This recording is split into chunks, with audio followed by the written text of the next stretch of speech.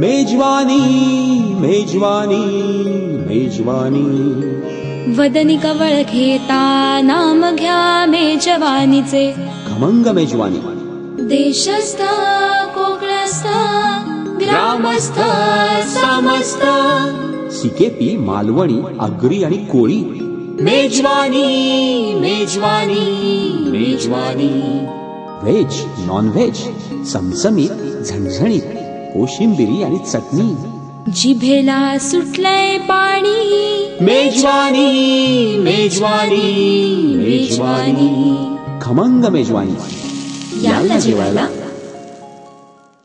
नमस्कार प्रेक्षक हो, मी नाझीम. खमंग मेजवानीच्या खमंग भागामध्ये सर्व खवय्ये प्रेक्षकांचं मनपूर्वक स्वागत.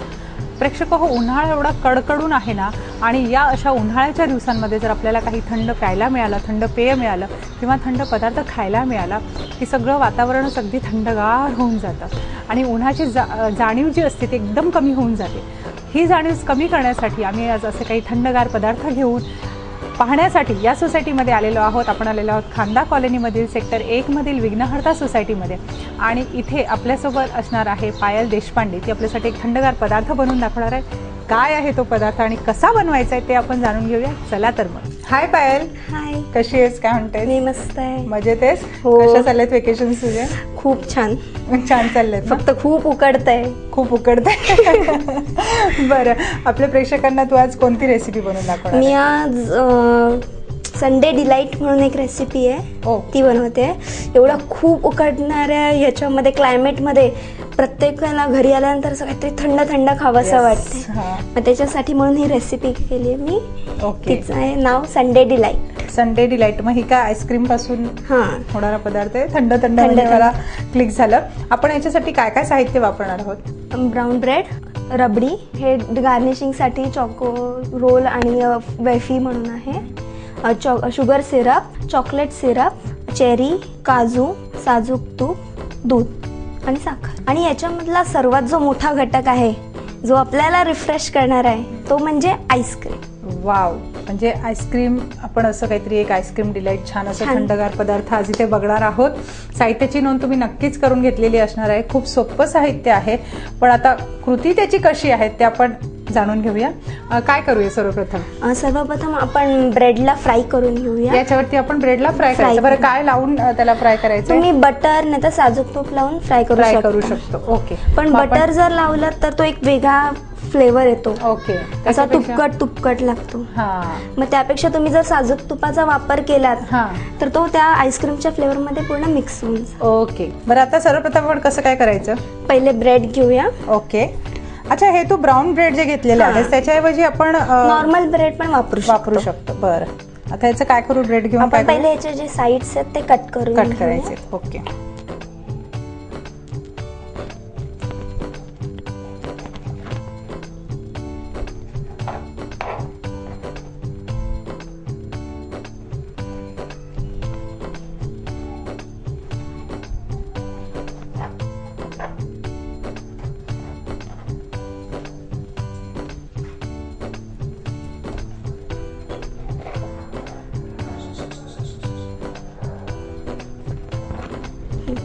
साइड कट करून झालेले आहेत.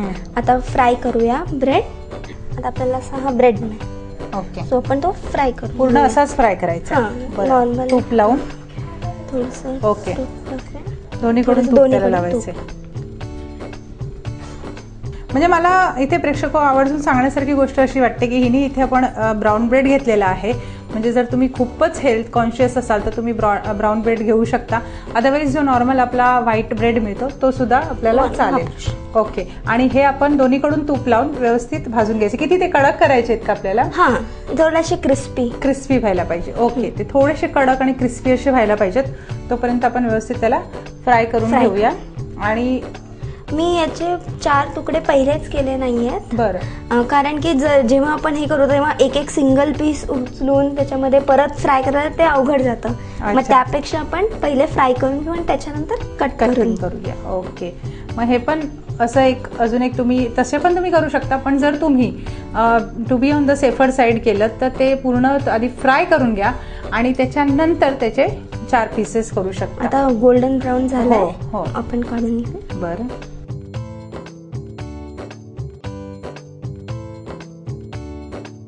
आता 4 पीसेस करायचे याचे.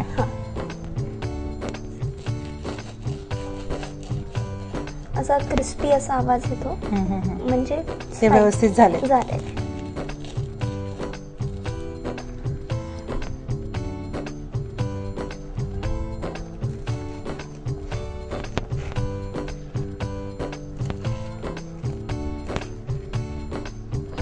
ओके, हे झाले याचे पीसेस. आता पुढची प्रोसिजर काय आपली? काय आता आपल्याला रबडी बनवायची. ओके, रबडी बनवायची. मग त्याचं प्रमाण कसं असायला पाहिजे दुधाचं आणि साखरेचं?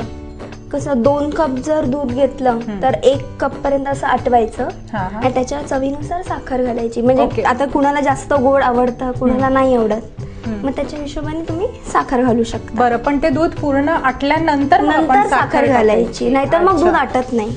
ओके, हा, ही एक बाब लक्षात ठेवण्यासारखी आहे की जेव्हा पूर्ण दूध आटेल, जेवढं आपल्याला पाहिजे तेवढी क्वांटिटी झाली की मग आपण त्याच्यामध्ये साखर टाकायची आहे. म्हणजे ते प्रमाण पण आपल्याला व्यवस्थित कळेल, नाही का? नाही तर दूध आधी जास्त असलं आणि आटून ते कमी झालं आणि साखर मग आपल्या हातून जास्त पण होऊ शकते. म्हणून पण एक त्याच्या मागचं लॉजिक असेल. मग आता आपण ही रबडी बनवायला ठेवलेली आहे. साधारण किती वेळ लागतो रबडी बनवायला? तरी टाइम लागतो, 10-15 मिनिटं लागतात. जसं दूध असेल क्वांटिटी. म्हणजे तुम्ही किती दूध घेता त्या प्रमाणात तुम्हाला वेळ लागणार आहे. इथे आपण थोडंसंच दूध घेतले तर आपल्याला 5 ते 7 मिनिटं लागतील, नाही का? तर आपण इथे रबडी बनवून घेत आहोत. पण आपण एक छोटासा ब्रेक. कुठेही जाऊ नका, पाहत राहा खमंग मेजवानी. खमंग मेजवानी. प्रेक्षको, खमंग मेजवानीच्या खमंग भागामध्ये ब्रेक नंतर पुन्हा एकदा आपणा सर्वांचं स्वागत. आपण रबडी बनवायला ठेवलेली होती. हो, ती झालेली आहे. हो, झालेली आहे व्यवस्थित. पण ना थंड सुद्धा झालेली. थंड सुद्धा झालेली. बरं, आपण घेऊया याच्यामध्ये. हा, बाउल मध्ये. कलर बघा चेंज झालाय. हो, आणि इतपत साधारण व्हायला पाहिजे, ती घट्ट नाही का?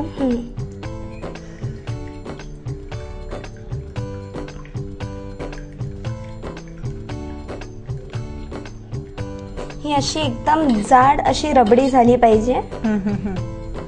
त्याची कन्सिस्टन्सी अशी असायला पाहिजे. बरोबर आहे. म्हणजे जे घरून नाही बनवत त्यांनी बाहेरून आणलं तरी चालेल, पण घरच्या बनवलेल्या रबडीची टेस्ट वेगळी असते. क्या बात आहे.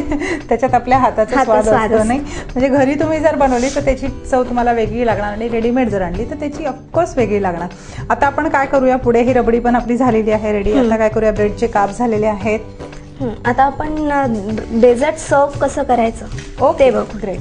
आता सर्विंग साठी हे शुगर सिरप आहे. ओके, हे रेडीमेड मिळतो ना मार्केटमध्ये? हा, आणि घरी बनवायला पण सोपं आहे. ओके, फक्त साखर, पाणी आणि त्याच्यामध्ये मी इसेन्स टाकलाय. जे घरी रूअफजा अवेलेबल असतं ते टाकलं तरी चालतं. बरं, आणि ते फक्त मिक्स करायचं. ओके, हे चॉकलेट सिरप आहे. मोस्ट प्रॉब्ली एका डिश साठी आपण आणत नाही की कशाला हवं, मग त्यापेक्षा आपण हे घरी पण बनवू शकतो. मी हे घरी बनवलंय. हे कसं बनवलंस मग? घरी आपल्या लहान मुलं असतात तर मग बोनविटा असतोच. मग 2 स्पून बोनविटा, त्याच्यामध्ये 1 स्पून आपलं दूध, ओके, आणि शुगर. ते पहिले स्टर करून घ्यायचं आणि त्याच्यानंतर 1/2 स्पून कॉर्नफ्लोअर. ओके, मग त्याची ती कन्सिस्टन्सी येतो त्याला. हो, हे चॉकलेट सिरप. बरं, म्हणजे घरी साधारणपणे कन्सिस्टन्सी अशी. आणि जर कोणाच्या घरी चॉकलेट सिरप रेडीमेड असेल तर तेही वापरू शकतात. बरं, आता आपण काय करूया? आणि चेरी आणि काजूचे काप. आता आपण बाउल घेऊया आणि हे जे कोको सिरप केलेलं आहे, चॉकलेट सिरप, ते आपण याला लावून घेऊया. ओके, लावून घ्यायचं म्हणजे व्यवस्थित सगळी करून त्याला स्प्रेड आपलं नॉर्मल. हे बघा. ओ,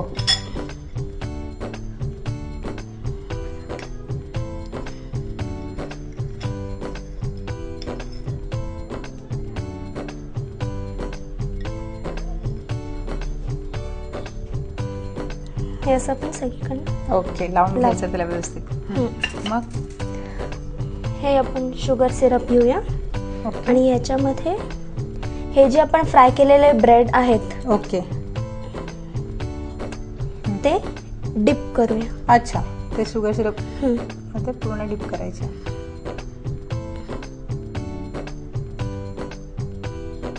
थोडे थोडे डिप करून घेऊया, म्हणजे ऍब्सॉर्ब करायला पाहिजे का? हा, ओके. म्हणजे जे आपण ब्रेडचे काप केले ते व्यवस्थित शोषून घ्यायला पाहिजे पूर्णपणे. बरं, आता हे नीट सोक झालेलं आहे. हे बघा, या ओके. आपण हे काढून ह्याच्यामध्ये ठेवत जाऊया.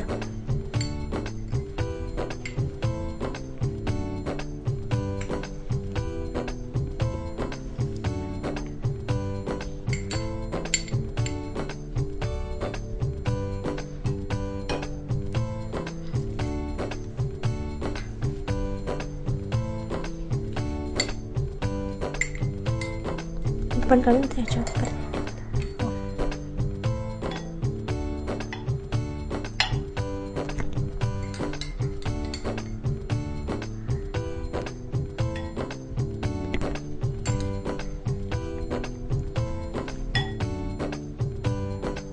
आता हे राहिलेले शुगर सिरप आहे ते न वेस्ट होता आपण याच्यामध्ये टाकलं तरी चालतं. चालेल. बरं, ग्रेट. आता काय करूया आपण? आता आपण हे जे आईस्क्रीम आहे ते आपण याच्यामध्ये टाकणार आहोत. ओके. मी इथे चॉकलेट, व्हॅनिला आणि स्ट्रॉबेरी घेतलेले आहेत फ्लेवर. तुम्हाला जे फ्लेवर्स आवडतील तुम्ही त्याचा वापर करू शकता हे बनवण्यासाठी. आपल्या चॉईसने आपण आहे तुम्हाला कोणतं आईस्क्रीम घ्यायचं.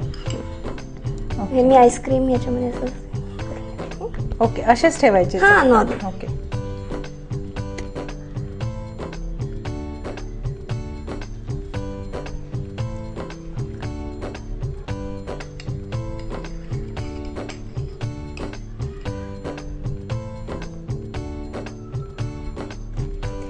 हा जो चॉकलेट फ्लेवर आहे तो मी वरती टॉपिंग साठी वापरेल. त्याला मस्त ड्रायफ्रूट सुद्धा ड्रायफ्रुट्स लागलेले. चालेल. आता आपण काय करूया? आता आईस्क्रीम आपण सेट करून झालेलं आहे. आता ही रबडी जी थंड करून आपण इथे बनवली आणि थंड करून ही पूर्ण सेट झालेली आहे. येस. तर आता आपण ही अशी एवढी थिक असायला पाहिजे, कन्सिस्टन्सी असायला पाहिजे आणि ही आपण जशी आहे तशी याच्यामध्ये ऍड करणार.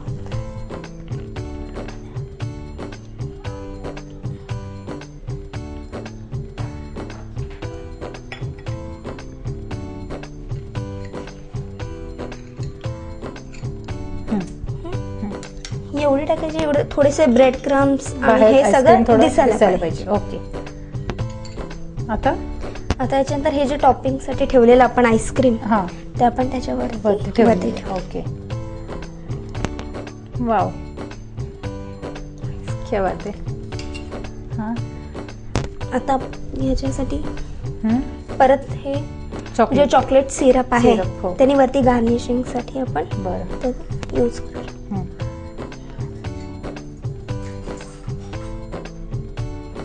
ऍक्च्युली चॉकलेट सिरप आहे म्हणून मी वरती चॉकलेट टॉपिंगचं आईस्क्रीम ठेवलंय. बरोबर आहे.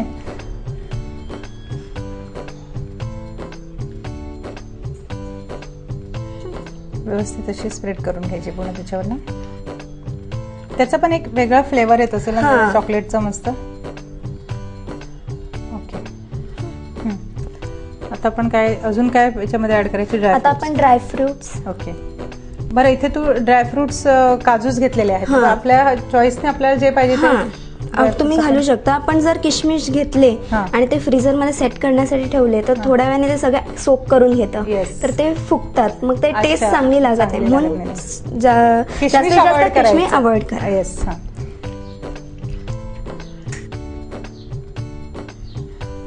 काजूने हे घालले.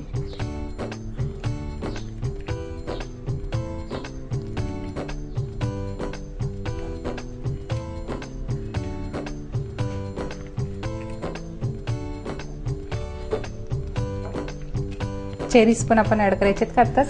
चेरीज आहे.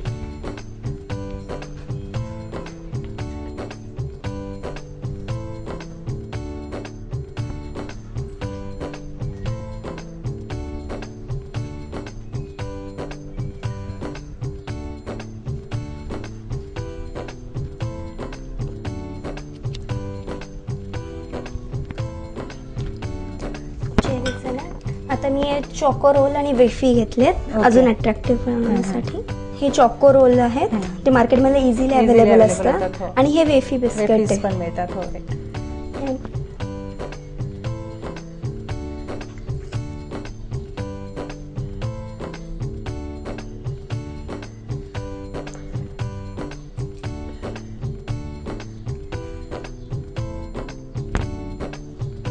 वेफी येस, वेफीज आपण अशा साईडने साईड लावून घ्यायच्या.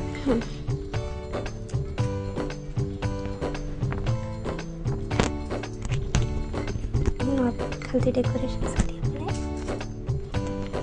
हे झालं आपलं संडे डिलाईट. मेजवानी मेजवानी मेजवानी मेजवानी मेजवानी मेजवानी.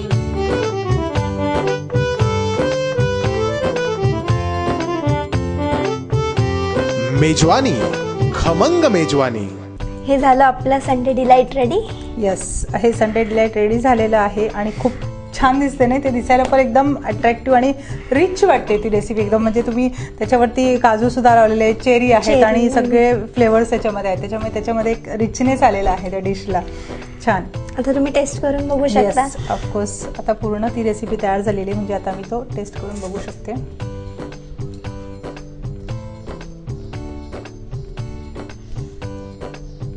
माझा आवडता चॉकलेट.